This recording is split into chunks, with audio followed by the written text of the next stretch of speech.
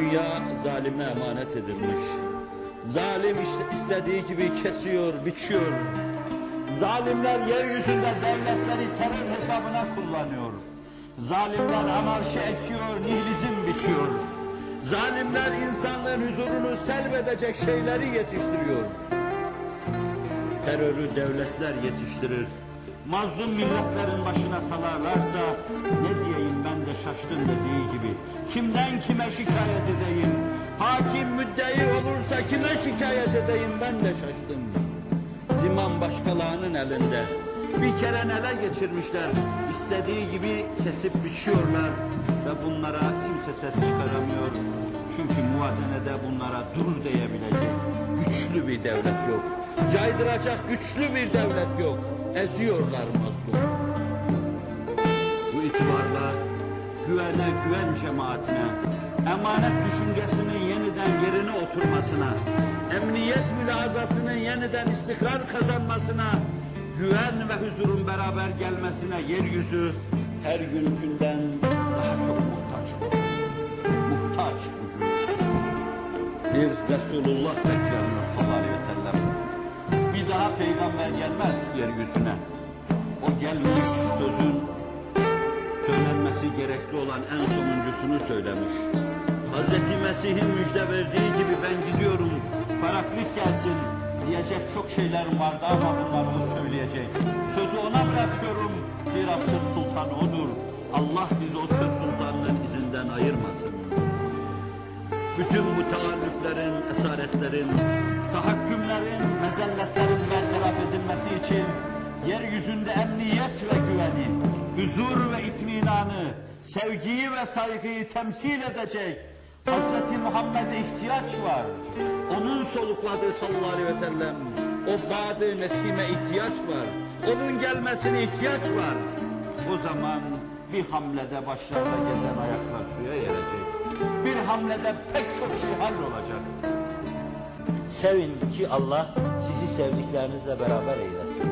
Ben demiyorum ki el mer'u ma'a men habbe. Sadık ve masduk olan sizin sevdiğiniz Hz. Muhammed Mustafa söylüyor sallallahu aleyhi ve sellem. İnsan sevdiğiyle beraberdir. Allahümme ahşurna ma'ahum. Allahümme ahşurna ma'ahum. Allahümme adkhilnel cennete ma'ahum ya erhamer rahimin. Bir çobanın yanına sokuluyor. Çobana diyor ki şu koyunlardan birisini bana satar mısın? Genç bir delikanlı. Belki içinizdeki en küçük kadar, hocamızın oğlu kadar belki. Satamam diyor. Neden satamazmışsın? Aşağıda diyor ve şöyle diyor. Satamam çünkü koyunlar benim değil. Ne var hocam diyor. Sahibine gider dersin ki bana koyunu satar, onu kurt yedi. Çocuk elinde sopayı hareket ettiriyor. Vurur yere serebilir miyim bunu? Belki onu düşünüyor. Ben dudaklarından şu sözler dökülüyor. Dediğin söz doğru ama fe'eynallah diyor. Fe'eynallah. Ben efendiye diyeceğim. Kurt yedi ama Allah nerede diyor. İbni Ömer o kadar müteessir oluyor ki bundan. Hayatının sonuna kadar belki. Ara sıra sokakta gezerken hiç kimseyle karşılaşmadığı halde kendi kendine konuşuyor. Fe'eynallah diyor. Fe'eynallah. Fe'eynallah diyor. Ve bu tablo karşısında secde edilir. Benim cihanın yükünü sırtında taşımaya azmetmiş yiğitlerim. Yiğitim kalk uykudan. Kalk ibarımdan ağlar. Sen gideri dünyanın yükünü taşıyorum sırtımda. Bütün taşıyanlarla beraber senin sırtınla sır bağladığı zaman başkaları huzur ve itminana kavuşacak. İnsanlık senin kalkacağın anı bekliyor. Bu ağır yükü sırtına alacağın, sırtını nasırlaştıracağın anı bekliyor. Zeynül Abidin anlatmam marifet değil. Zeynül Abidin olma marifettir. Seni Zeynül Abidin olmaya çağırıyorum. İnsanlık için Zeynül Abidin olmaya çağırıyorum. Bana bugün de olur mu deme sakın. Olanlar var.